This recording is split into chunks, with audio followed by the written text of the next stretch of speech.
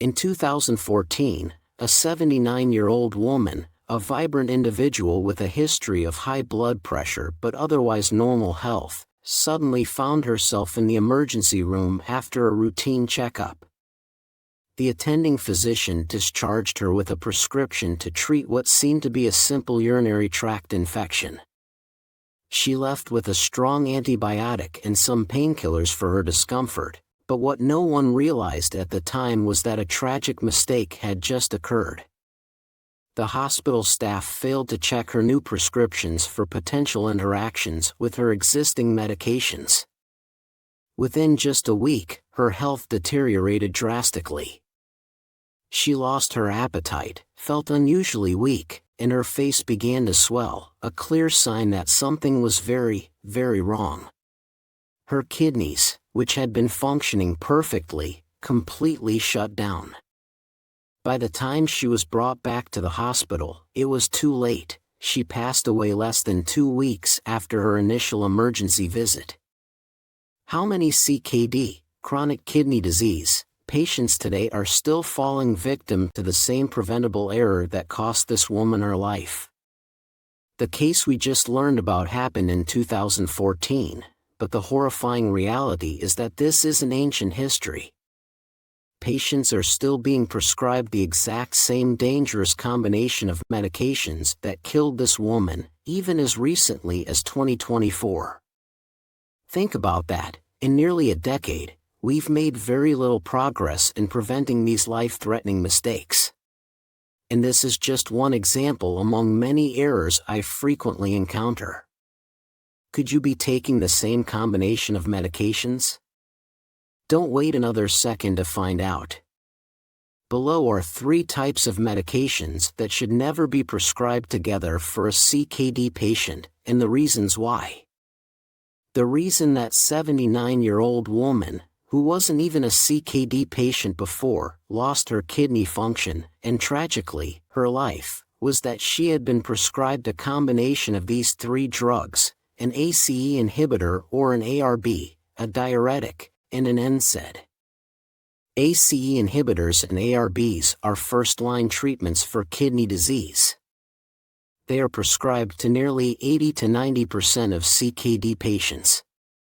If you're taking an ACE inhibitor or an ARB, that's perfectly normal, and if you're also on a diuretic, that's common too. The combination of those 2 medications is fine, so don't panic. But here's where the warning signs start to appear. If you're also taking an NSAID, that's when things can get dangerous. We're not talking about rare drugs here. NSAIDs include common medications like aspirin, ibuprofen, and naproxen, things you can buy at any grocery store without a second thought. The problem is, even on their own, NSAIDs are notoriously bad for your kidneys, especially for anyone with CKD, chronic kidney disease. NSAIDs reduce the production of crucial chemicals that keep blood flowing to your kidneys. Without these chemicals, the blood vessels in your kidneys constrict, cutting off critical blood flow and reducing kidney function. Now imagine adding an ACE inhibitor or an ARB and a diuretic to the mix. This combination, often referred to as the triple whammy, doesn't just strain your kidneys, it can make them shut down entirely. Catastrophic kidney failure can truly cost you your life. How common is this triple drug combination? On a scale of 1 to 10, how shocked would you be to learn that some CKD patients are still prescribed low-dose aspirin today, even when they're already on an ACE inhibitor and a diuretic? While low-dose aspirin for heart protection isn't quite the same as taking it for pain relief, it can still be dangerous when combined with the other 2 drugs. There are safer options for CKD patients, but surprisingly, some people are even advised to take NSAIDs sporadically for pain relief. In short, if you're living with CKD, set a hard rule: never take NSAIDs, especially if you're also on an ACE inhibitor or ARB and a diuretic. Your kidneys, and your life, depend on it. This isn't even the most common medical error. Ranking fourth on the list of worst errors is a far more frequent issue: failing to adjust medication doses according to kidney function. Now, this is a big problem, and it's much more common than prescribing NSAIDs. So, what is dose adjustment based on kidney function? It refers to modifying the dosage of certain medications based on the patient's kidney function. Here's why this matters. Many medications are eliminated by the kidneys. This means if your kidneys aren't working as they should, these medications can accumulate in your body and cause serious harm. That's why, if you have reduced kidney function, you can't take the same medication dose as the general population. Doctors should always check a patient's GFR, glomerular filtration rate, and adjust medication dosages accordingly. Now, most doctors are aware of this and prescribe the correct doses for kidney patients. But here's the real issue: kidney function declines over time. The dosage of a medication that is safe when you're at stage 3 CKD may no longer be safe if your kidney function has declined to stage 4 or 5. This means that a medication previously considered completely safe when prescribed can now become dangerous. So, which medications should we pay attention to? Many medications require dose adjustments based on kidney function, but let's focus on the ones I frequently see causing problems for my patients. The most common issue is probably with Farxiga, dapagliflozin. Many patients use this medication, and don't get me wrong, Farxiga is excellent for protecting the kidneys and reducing proteinuria, as long as your GFR is above 25. However, if your GFR drops below 25, this medication can become a significant burden on your kidneys. This doesn't mean you should immediately stop taking Farxiga if your GFR is below 25, but it's something you should discuss with your doctor. Another problematic medication is metformin. Metformin is usually safe at full doses as long as your GFR is above 45. However, if your GFR drops below 45, the dose needs to be reduced. If your GFR falls below 30, metformin should be discontinued entirely. This is because it can accumulate in your body and lead to lactic acidosis, a dangerous condition that may land you in the emergency room. Farxiga and metformin are just two examples. There are many other medications that require careful dose adjustments when kidney function declines. These include allopurinol for gout, statins, some anticoagulants, and many others. If you're taking any of these medications or are concerned about one I haven't mentioned, don't adjust the dose on your own. Talk to your doctor and make sure your prescriptions are tailored to your current kidney function, because when it comes to your kidneys, taking unnecessary risks is never the right choice. Now, let's talk about an even bigger risk for CKD patients: harmful kidney supplements. While medications are tightly regulated, supplements are not.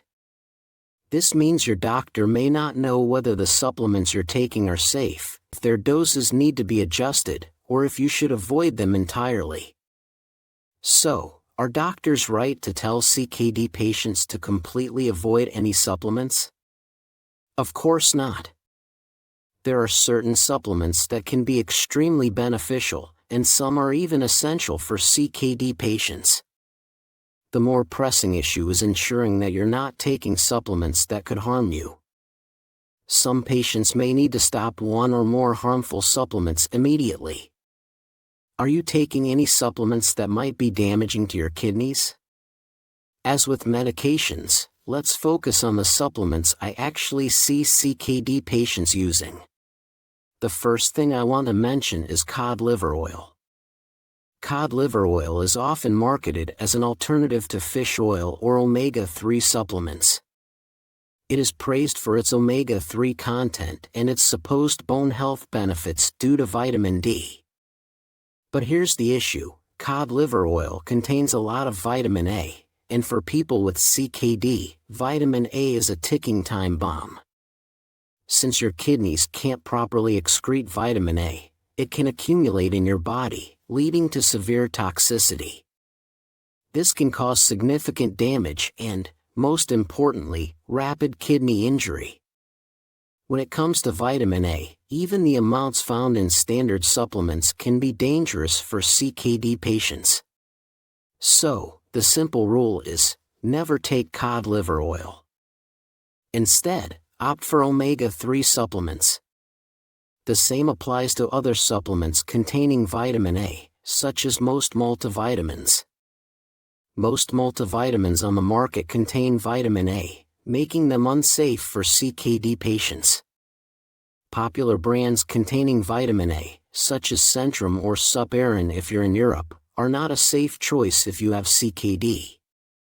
Now, let's talk about those so-called kidney cleanse supplements you see on Amazon. You know the ones, the bottles with a long list of herbal ingredients promising to detoxify your kidneys. They're the Russian roulette of supplements. Out of 15 ingredients, 14 might be harmless but useless, and one unknown ingredient could disrupt your serum levels or interact with your medications, putting your kidneys and life at risk. Some of these kidney cleanse products might contain cinnamon, which is known to be toxic to the liver. Combine that with a mysterious mix of other herbs, and you're gambling with your health. So, if you're wondering why your doctor is wary of supplements, this is why. Another thing to be cautious about is high-dose magnesium supplements in stages 4 and 5 of CKD. Magnesium is generally great for most people, but in stages 4 and 5 of CKD, it's a different story. Since magnesium is excreted through the kidneys, there's a small risk it could build up in your body as your kidney function declines. If you're in stage 4 or 5, ask your doctor about blood tests to check your magnesium levels before taking supplements. But here's the golden rule: avoid cod liver oil, multivitamins containing vitamin A, unverified kidney cleanse supplements, and be cautious with high-dose magnesium supplements unless specifically recommended and monitored by a healthcare professional. Let's get back to medications because there's another important issue, a different medication you might be taking right now. Number 2, proton pump inhibitors, also known as PPIs. This is another type of medication that's dangerous for your kidneys, and you need to know about it. Proton pump inhibitors, or PPIs, are medications commonly prescribed to treat acid reflux and heartburn. You may have heard of drugs like pantoprazole, omeprazole, lansoprazole, Nexium, and others. PPIs can be very harmful to people with CKD, chronic kidney disease. What do PPIs do to your kidneys? These drugs can trigger an immune response in the kidneys, even in people without autoimmune conditions. This immune response leads to inflammation in the interstitial tissue and renal tubules, causing a condition known as acute interstitial nephritis. In the short term, this is a kidney crisis waiting to happen. In the long term, it leads to faster progression of kidney disease. So, yes, your heartburn might have gone away, but now your kidneys are inflamed. Are there alternatives? The worst part is that prescribing PPIs is incredibly common, even when safer alternatives exist. If you need medication for acid reflux or heartburn, ask your doctor about switching to H2 blockers like famotidine, brand name Pepcid. These drugs are gentler on the kidneys and can still help with your symptoms. I'm highlighting PPIs today because I've seen more than one patient in the past few months who is still using these drugs. More than one in just a few months. And I don't see 1,000 patients a day like most general practitioners. And now, we've reached the number one issue, the worst and most dangerous risk that the healthcare system forces kidney disease patients to face. Number 1, having no doctor you can trust, or worse, no doctor at all. It's time to talk about the most alarming reality for CKD patients. It's bad enough to discover that a patient is taking the wrong medication or a supplement that could seriously harm their kidneys. But what's worse is when a patient isn't taking any medication at all: no losartan, no amlodipine, no insulin, no atorvastatin, nothing at all. This is actually much more common than one might think, and I see it especially in patients from the United States. Most often in patients from the United States. But patients from the US? Why is it so difficult to find a good doctor in the US? This isn't a problem every US patient faces. Many patients have excellent doctors. However, there's something deeply wrong with a healthcare system built to prioritize profit above all else. In a system where profits come first and patient care comes second, we end up with this kind of dysfunction. But when people with urgent health conditions are forced to call an Uber because they can't afford an ambulance ride, is that really a functioning system? Now, I want to hear from you. What has your experience with the healthcare system where you live been like? Leave a comment below and let me know your thoughts. Together, we can shine a light on these issues and raise awareness. Thank you for watching. That's all I wanted to share today. Thank you for watching, and God bless you all.